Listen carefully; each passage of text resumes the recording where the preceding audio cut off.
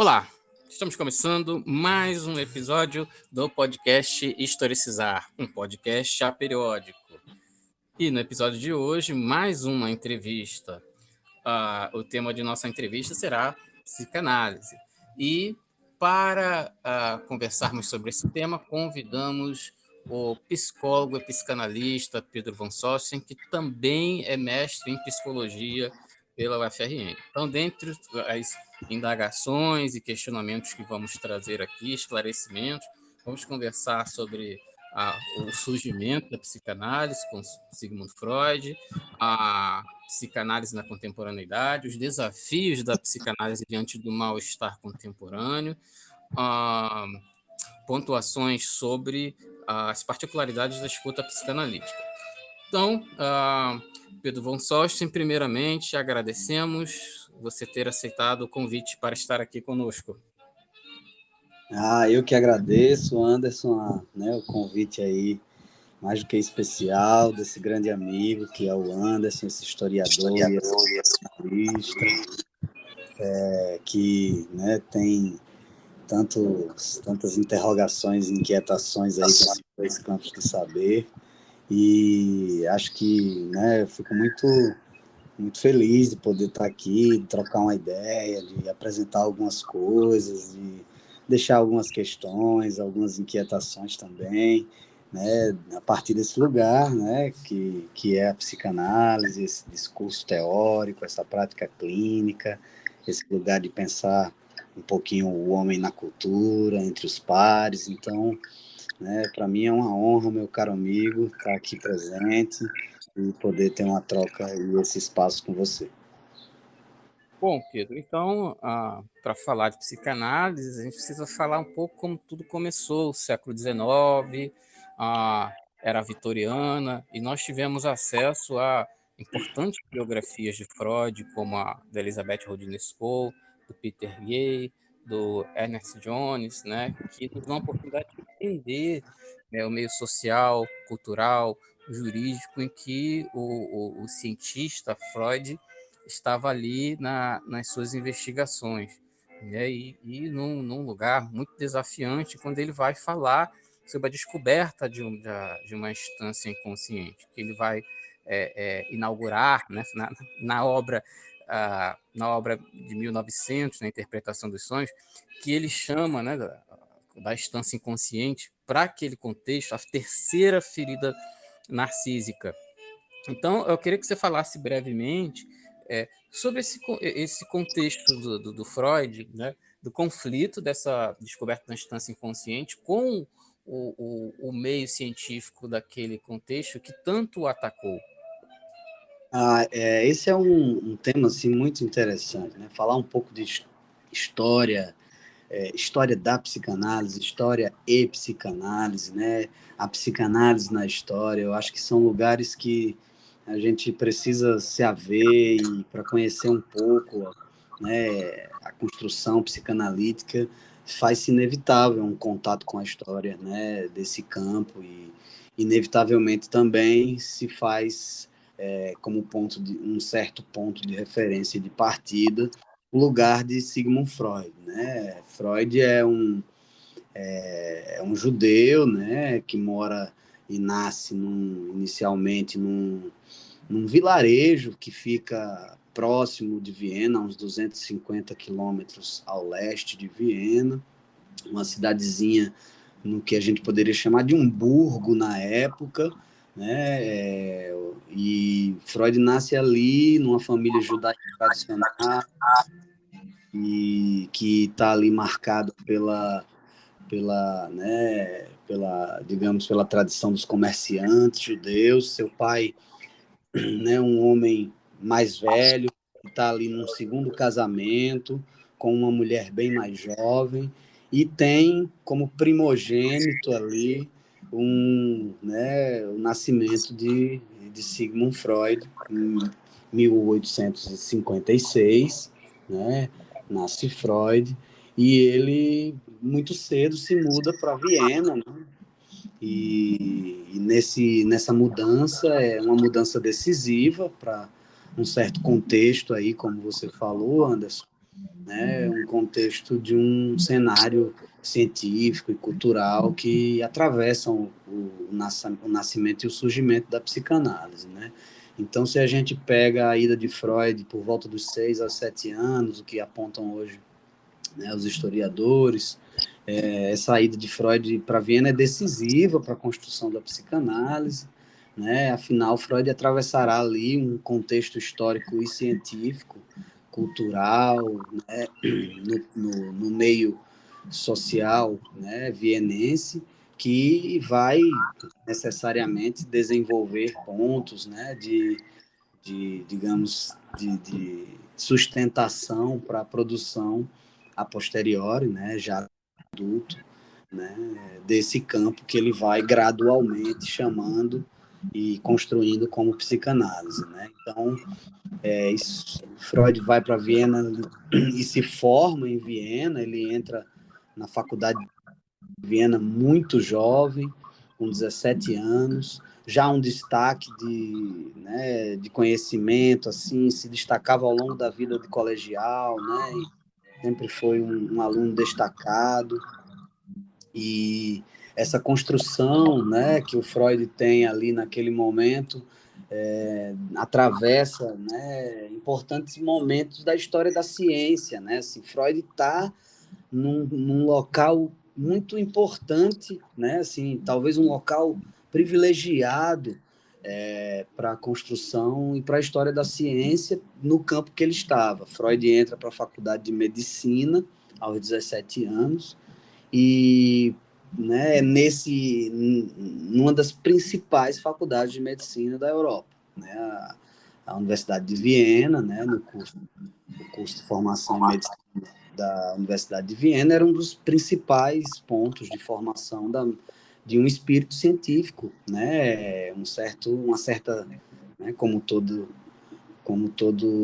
bom processo da ciência, né, certas tradições naquele momento e naquela geografia eram intervenientes e muito influentes, né, Anderson? Então, naquele momento, a ciência médica que Freud, né, recebe em sua formação é uma ciência que está aí às voltas com a Revolução Darwinista, com todo um desenvolto movimento anátomo-patológico, né? Então construindo ali bases científicas importantes, né? Noções de ciência agarradas à verdade, à materialidade, a experiência, né? O empirismo, uma racionalidade muito marcada na discursividade científica.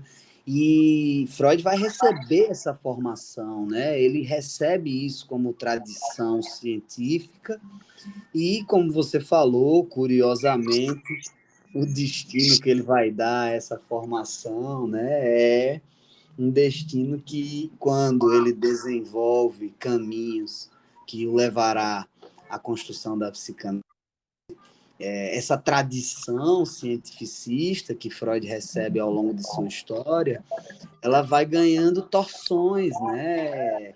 Vai ganhando feridas, como você colocou, né? Vai ganhando, digamos assim, efeitos de contraponto com a produção, né, que Freud vai construindo, principalmente quando ele firma, né, algo muito importante nessa trajetória, que é o conceito de inconsciente, né, como você mencionou na pergunta.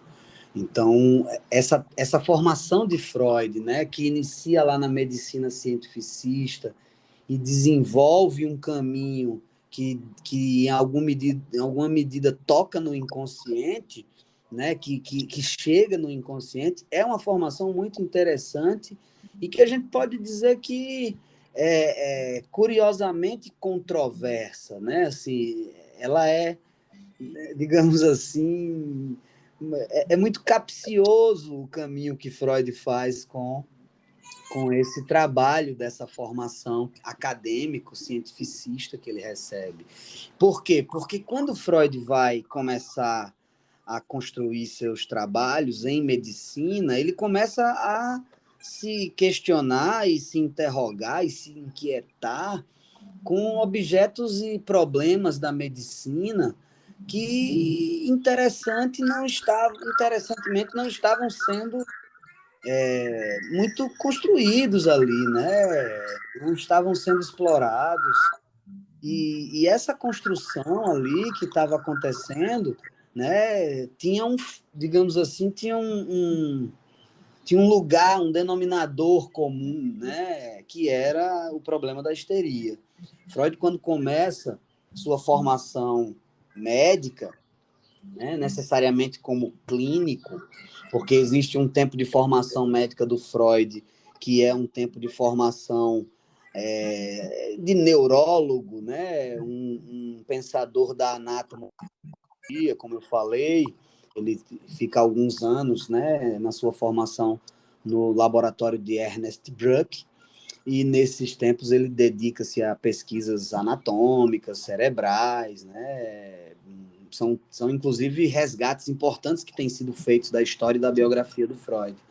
São esses tempos de pesquisador anatômico dele. Mas o Freud sai desse tempo anatômico e começa a ser médico, né? Ele diz isso na sua biografia, que por questões econômicas e financeiras, e aí a gente pensa esse homem na história, né, Anderson? Necessariamente um homem na história em que, casado e com filhos, precisava sustentar uma família e que, por questões econômicas, decide sair da pesquisa anatômica e vai para a clínica médica.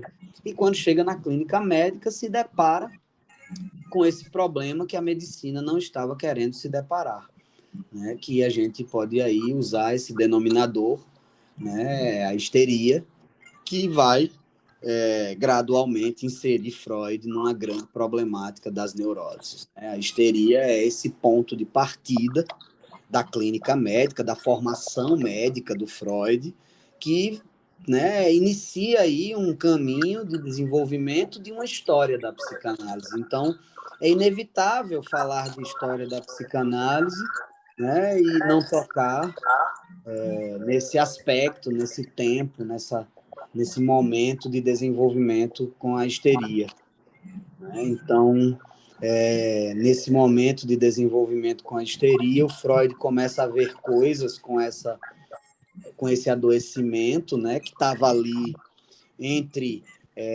a profilaxia e a psiquiatria, né? Havia digamos, um desleixo, um certo desdém que encaminhava a histeria para profilaxia, para tratamentos, né, digamos assim, de pouca validade, de pouco reconhecimento no espírito cientificista da época. Então, casas de repouso, ou coisas até muito loucas, como métodos de, né, amordaçamento e eletroterapias, né? Os famosos eletrochoques eram utilizados nas histéricas. Então, era uma categoria de adoecimento na medicina muito controversa. E nesse lugar controverso, Freud dedica-se e começa a desenvolver um caminho de pesquisa, um caminho de clínica, né, de trabalho com alguém que está sofrendo dessa doença ali na medicina, e ele começa a ver, né, que esse campo de problemas médicos tem algo além, né, do que a medicina está dizendo. E gradualmente, nesse caminho que ele está aí construindo, com a medicina, né, partindo da medicina e atravessando-se aí aos problemas da histeria, Freud começa né, a se dedicar a algumas questões que vão surgindo nesses encontros com a clínica e com a histeria, e um deles né, digamos assim, esse aspecto fundamental, que é essa parte da vida, né, da vida subjetiva, da vida psíquica, daquilo que somos enquanto seres humanos, que é uma parte que nos é involuntária, que é inacessível, que é, na terminologia conceitual, inconsciente, né? Então, Freud, nesse caminho com a clínica, ele se depara principalmente com um objeto importante de interrogações, que é o sonho,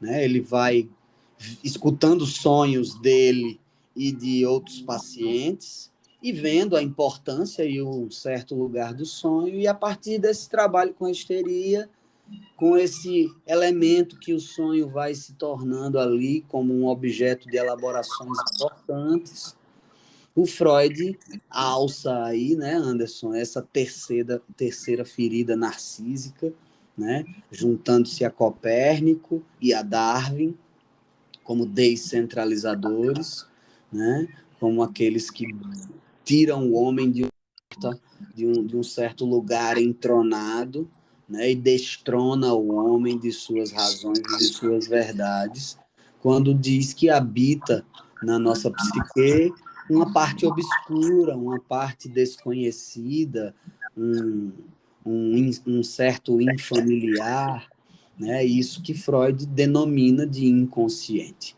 né? O inconsciente inicialmente como essa parte inacessível de questões, né, da sexualidade, da vida infantil, e esses elementos, né, precisavam então ser tocados e manejados. Essa vida psíquica inconsciente precisava ser tocada e manejada para que houvesse necessariamente um certo trabalho com o campo da histeria e com o campo das neuroses.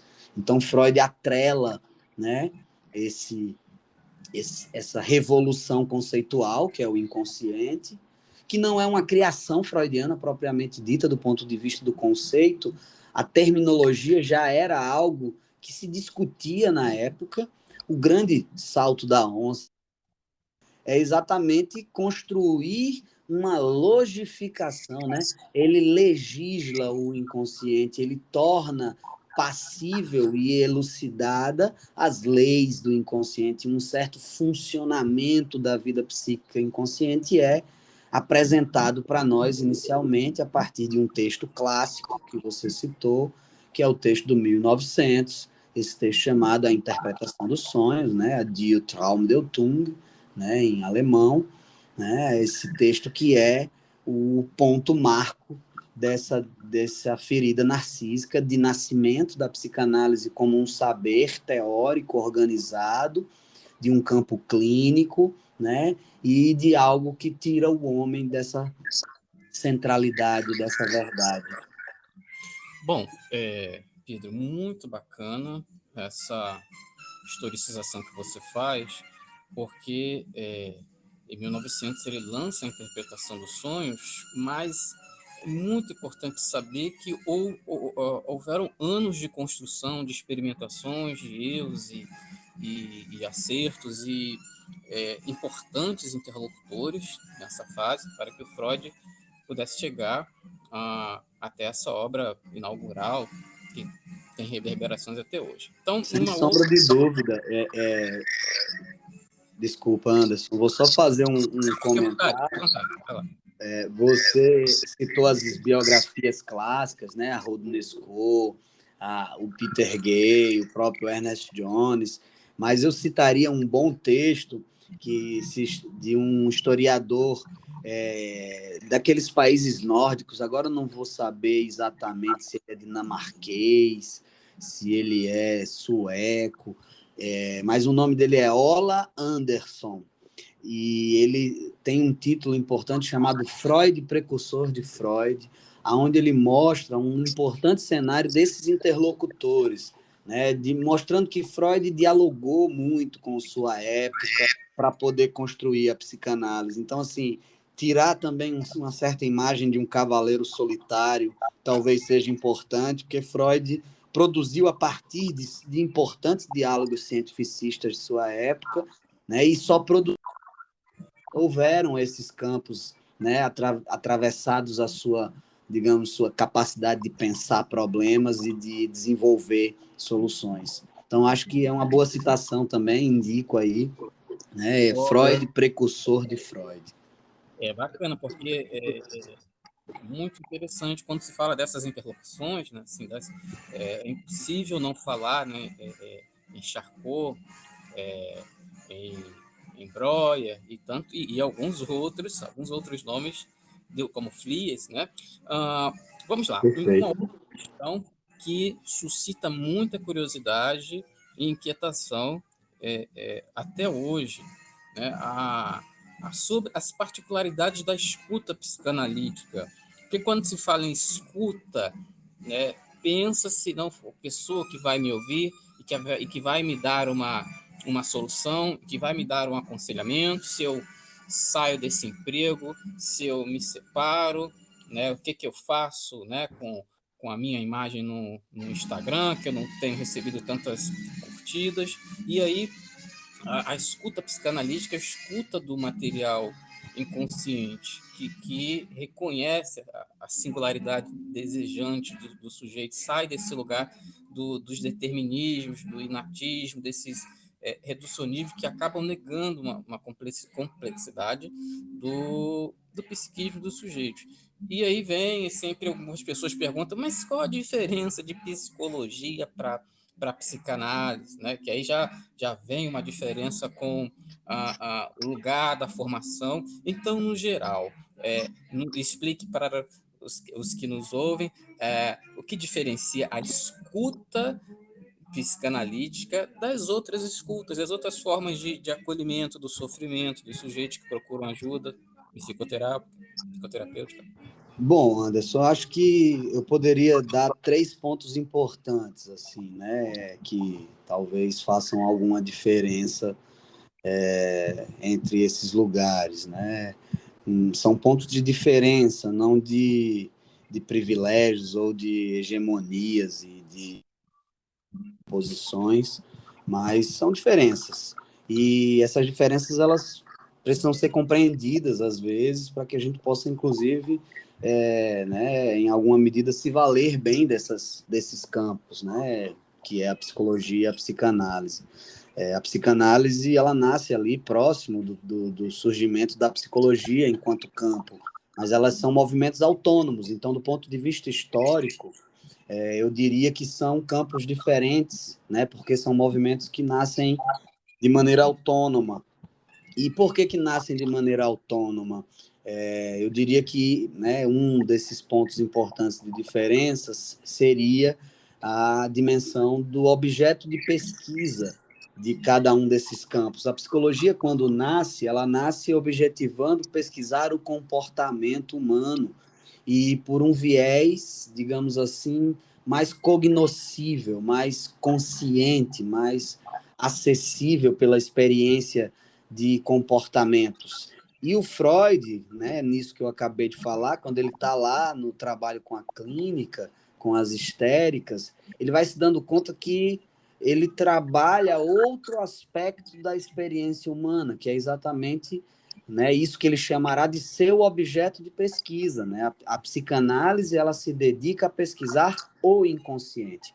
Então, em função disso, Anderson, há essa primeira diferença, né? Elas nascem historicamente autônomas em campos diferentes. Então, Freud não era necessariamente um pesquisador do campo da psicologia, como alguns pesquisadores o eram, o que não quer dizer que ele não lia os psicólogos da época. Freud lia importantes psicólogos da época, mas ele nasce, né, oriundo aí desse campo da medicina, né, ele provém aí dessa tradição médica que desenvolve esse outro campo que se destina a escutar e trabalhar essa dimensão específica do inconsciente, sendo esse o objeto de pesquisa. Então, esse é um aspecto importante, né, que eu considero, né, essa condição de escutar o inconsciente, manejar essa vida psíquica involuntária, aquilo que a gente desconhece, né? Esse paciente que se interroga, por que eu faço isso se eu não quero, né? O eu não quer, a consciência não quer, mas tem algo que impele, que se impõe, que se repete,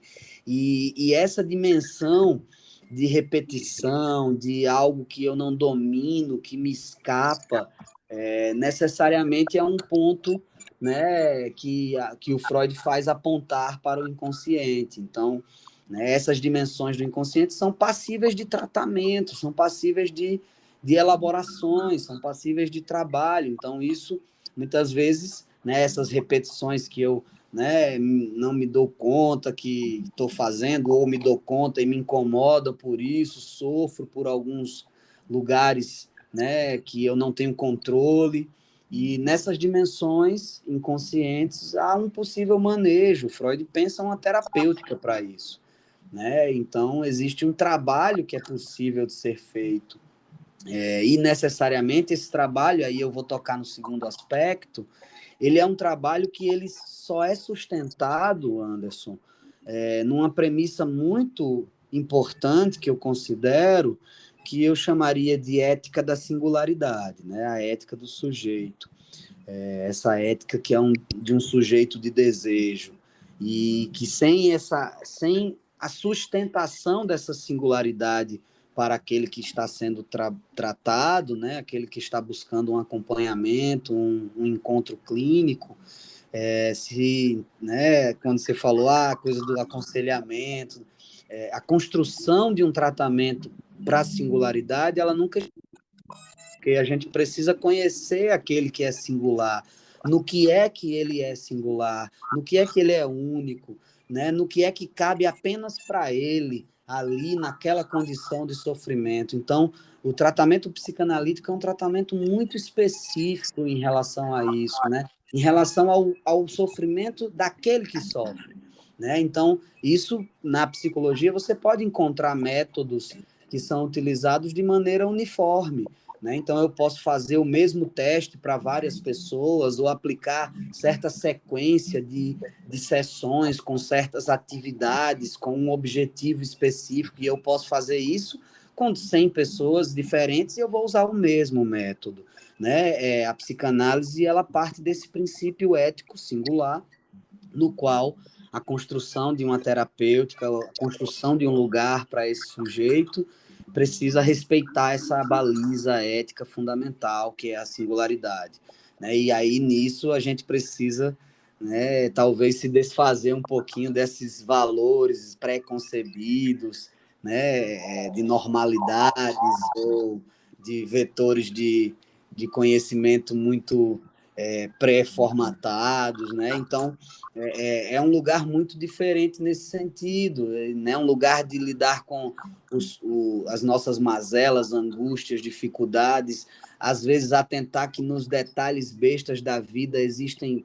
coisas que podem ser muito úteis para pensar nosso sofrimento, como Freud diz, nada é aleatório, nada é arbitrário na nossa forma de expressar nosso sofrimento.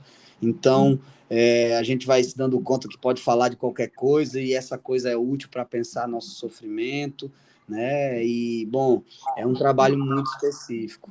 O terceiro ponto que eu falaria, Anderson, como eu disse, né, conceitual, é o objeto de estudo, o inconsciente, diferencia da psicologia, que tem como objeto comportamento.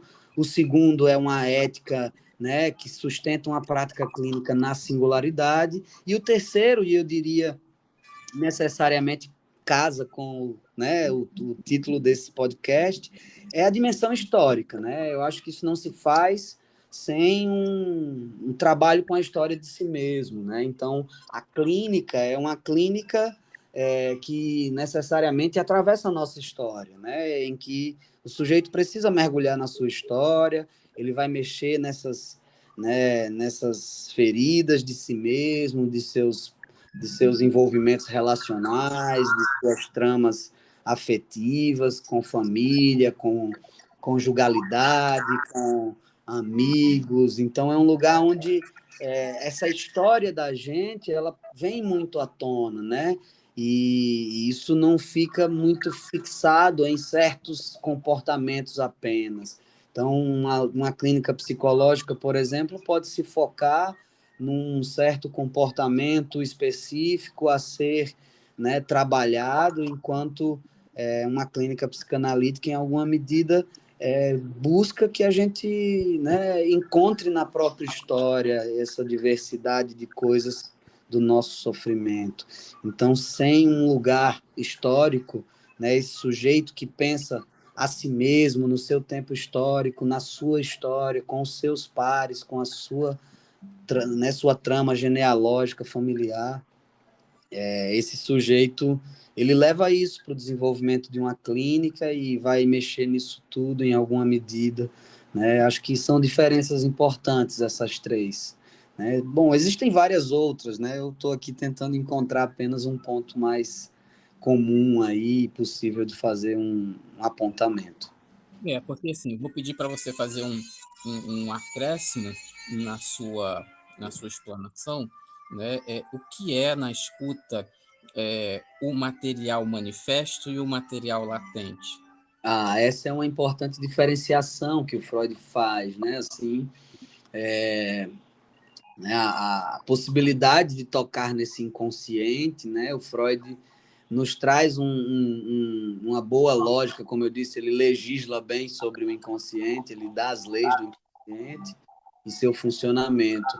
E quando Freud se depara com a lógica da fala e da fala do sonho e da fala em análise, né? Ele vai se dando conta que a fala a gente poderia dizer que ela tem dois textos ao mesmo tempo, né? Na medida em que eu falo algo, é possível quebrar essa fala em dois textos, né? E aí o Freud faz essa diferenciação. Existe um conteúdo manifesto, que seria aquilo que eu falo, que é possível, né, perceber na consciência. Então, um certo sonho que eu lembro, né, pela manhã, e eu posso narrar isso para o meu analista, né? Isso é um material do meu inconsciente que está ali, que eu posso colocar, né, nesse conteúdo manifesto, nessa coisa que é mais palpável na consciência, que eu posso expressar verbalmente, que eu posso usar imagens, né, daquilo que eu sonhei ou daquilo que eu estou vivendo, não necessariamente do sonho. A fala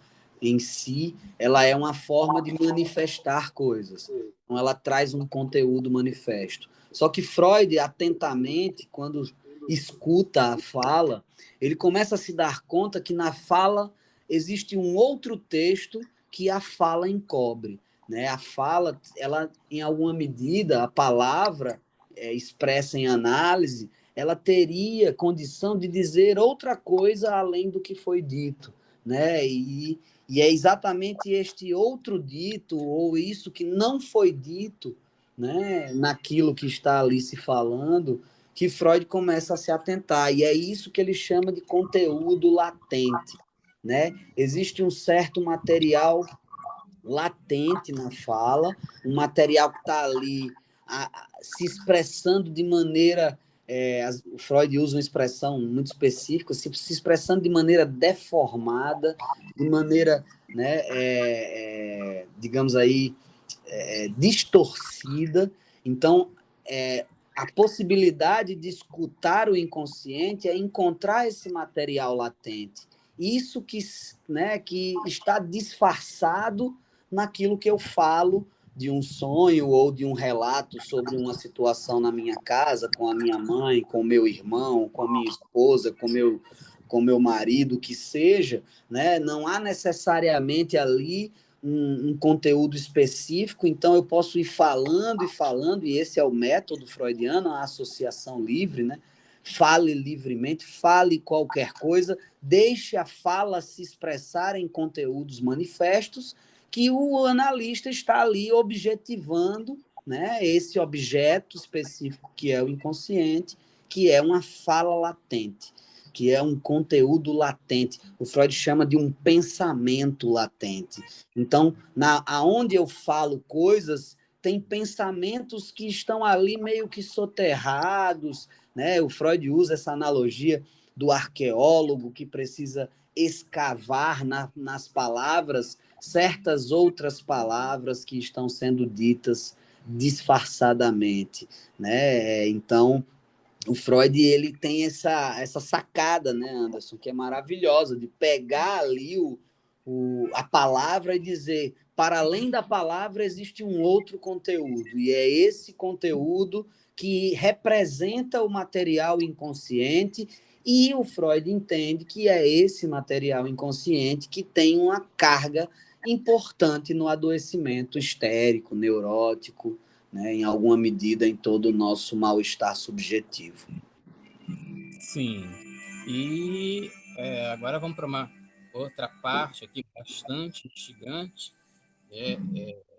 na psicanálise, nos outros campos de saber, é comum a gente fazer a seguinte reflexão: cada tempo histórico produz os seus sintomas, né? Então, falar do sujeito na época de Freud é falar do sujeito atravessado pelaquela cultura, como o sujeito apreende, como que o ambiente, né, influencia o sujeito, a constituição dele, a lente em que ele vai olhar e os afetos em que ele vai sentir aquela realidade. E aí, no tempo contemporâneo, né, os seus sintomas que são muito próprios, muito pertinentes desse tempo presente. E esses sintomas eles chegam, né, através com os sujeitos com esses sintomas comuns chegam até a clínica psicanalítica, e que hoje a clínica continua a ser muito desafiante. E aí eu lembro que eu visitei há muito tempo atrás uma instituição que é o Núcleo de Estudos e Pesquisas e Atenção ao Uso de Drogas, chamado NEPAD, ligado à Universidade Estadual do Rio de Janeiro, e eles lançaram 2 volumes no estudo sobre a toxicomanias. Um primeiro volume sobre a abordagem teórica e o segundo com a abordagem clínica. E aí, assim, nos 2 volumes, médicos, psicólogos, psicanalistas, nutricionistas. Então, aqui eu tive a oportunidade de visitar a instituição em São Cristóvão. E no segundo volume da abordagem clínica,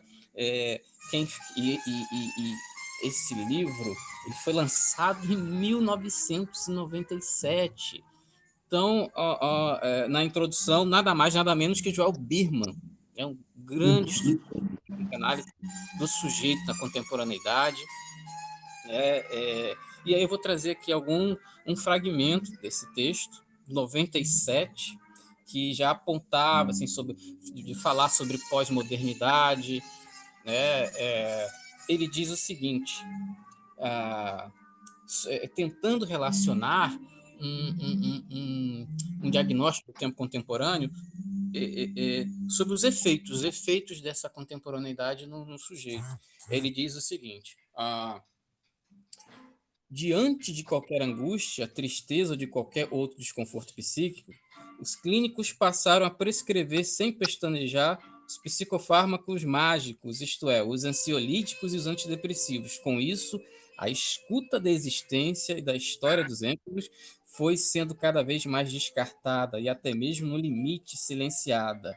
Enfim, por esta via tecnológica, a produção como uma totalidade passou a ser ativamente medicalizada numa escala até sem precedente. E ele prossegue. Aí ele já fala diretamente nos sintomas. Os panicados e os deprimidos são os fracassados da cultura do narcisismo, pois não conseguem ocupar a cena teatral da sociedade com o peito inflado e o eu obeso de si mesmo e dizerem decididamente, cheguei.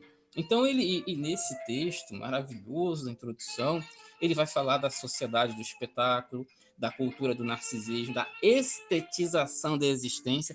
Eu falo em 1997 porque ainda não existia em larga escala a utilização das redes sociais, não sei se 97 o e-mail. E aí tem também uma outra obra do Adriano Amaral de Aguiar, Psiquiatria no Divã, a medicalização da existência, que eu vou acrescentar, porque eu vou pedir para você falar a respeito dessa relação da psicanálise com os sintomas da contemporaneidade. Adriano Aguiar diz o seguinte: os psicotrópicos não são um mal em si, os efeitos são bastante potentes e não se resumem à mera contentação química do sintoma. O problema se dá quando se passa a acreditar que tudo é doença, que toda manifestação de sofrimento psíquico só pode ser efeito de um distúrbio cerebral. É preciso criar maneiras clínicas de trabalhar com os psicofármacos, sem enclausurar a escuta, o olhar e a intervenção em um aparato teórico cientificista, que concebe a subjetividade como efeito exclusivo de determinações biológicas, gerando uma clínica que só vê e produz doentes por toda parte. Então, eu lhe pergunto, Pedro, o lugar da psicanálise, né, diante dos sintomas contemporâneos, em que essa expectativa, né, dos imediatismos, das pílulas de felicidade, da expectativa de soluções rápidas, dos xaropes milagrosos para inquietações emocionais, né? E a psicanálise, por ela não corresponder a esse lugar, tem sido atacada, desacreditada. Quais são os desafios da psicanálise contemporânea diante desse quadro? Anderson, essa é uma pergunta assim bem assim, complexa, né, abrangente, em que a psicanálise sai um pouco da sua historicidade própria e entra na história do mundo, né, e na sua trama com a polis, com as outras produções de saberes e de terapêuticas, e acho que é uma questão que está em grande produção ainda, né, assim. Mas eu vou retornar, talvez, a um ponto importante, né, para começar essa sua tensão aí entre essas práticas medicamentosas, esses trabalhos clínica, né, psicanalítica oportuniza, e o que a psicanálise, em alguma medida, pode fazer, né, diante dessas formas de sofrer que hoje a gente tem visto, né, e tem ainda se movimentado na clínica. Eu vou retornar ao ponto que eu falei da especificidade da escuta psicanalítica, né, de sustentar a singularidade e a história. Eu acho que esse é um desafio importante, né, de nosso tempo, em que a gente perde as fronteiras da própria história, quando a história dos outros ela é tão publicizada, né, é tão seguida, vigiada, publicada, curtida, né, compartilhada. Né? Eu acho que a gente tem aí um ponto importante, né, a sustentação de uma singularidade, como o Birman fala, né, nessa queda, né, diante da impotência, né, que Narciso dá conta da sua, né, dá conta que sua onipotência não dá conta, né? Então é interessante pensar, né, que esse trabalho que a clínica psicanalítica oportuniza, ela promove essa tentativa de sustentar esse singular. E é difícil, né? Em tempos de generalidades, em tempos de fórmulas mágicas, ou seja, fórmulas que são vendidas em farmácia, né? Fórmulas que são, né, doses iguais ou próximas para uma certa lógica genérica de adoecimento,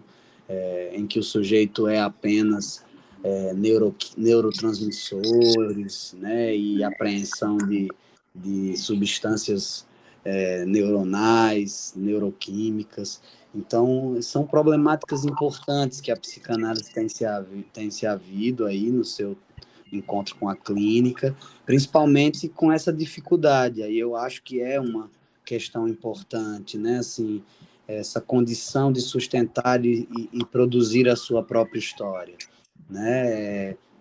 Diante de um tempo e aí o quanto isso leva tempo, e aí o tempo que é exigido a isso, a tocar numa história, a relembrar de detalhes que sustentam o porquê sou assim hoje, como me organizo no mundo, em função de que posições eu, né, me coloco frente ao outro, ou diante de mim mesmo. Então, essa construção da singularidade, eu acho que é um aspecto muito importante, né? E a sustentação disso é um trabalho de formiguinha, né, meu compadre? Como eu gosto de brincar com você, é um trabalho de formiguinha que a gente faz, tentando apostar, né, no que vai meio que na contramão. Bom, Né? vamos aqui a uma outra parte tão interessante quanto nos escritos, no arcabouço teórico psicanalítico, a gente vai reconhecer que a transferência ela é o conceito clínico mais importante na teoria psicanalítica. Sim. E aí tem seu lugar do analista que se coloca como um sujeito.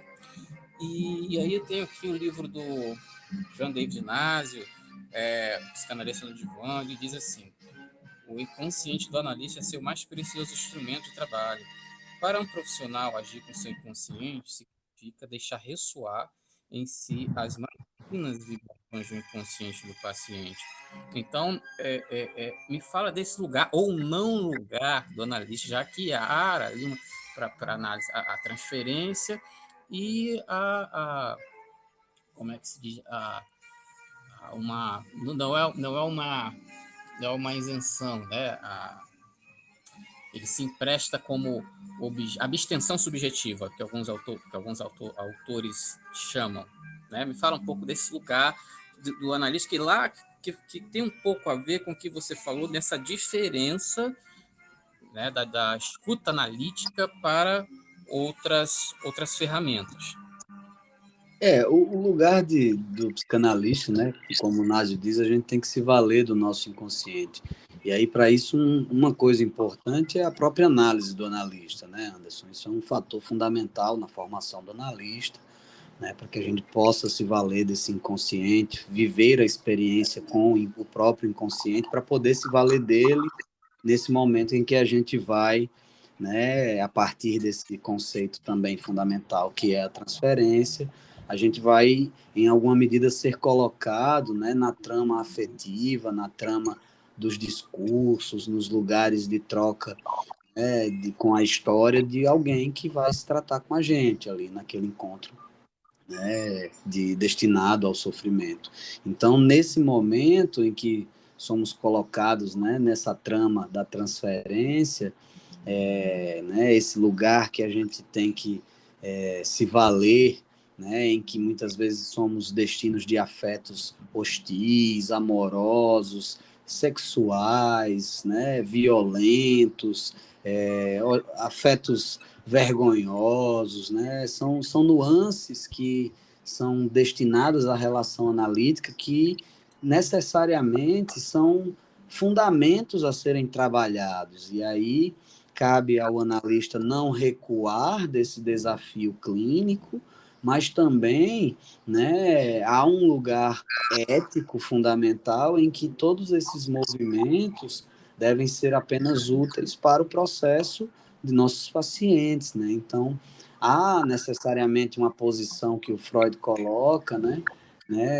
chamada essa posição abstêmica, essa posição de reserva, em que o analista precisa, né, recuar de um certo ímpeto relacional. Então, ali a gente está, né, destinado ao outro, nessa entrega ao sofrimento do outro, e para isso nossas demandas pessoais elas precisam, né, ficar necessariamente em segundo plano, né, e não estarem em evidência. Afinal, é a singularidade do outro, né, essa baliza histórica do outro, que só ele sabe sobre sua doença, que pode construir ali alguma coisa para o processo. Então, esse lugar de abstenção que o Freud propõe, né, lógico, mobilizado por isso que a transferência convoca, de nos destinar afetos, de nos destinar representações de relações, né, afetivas.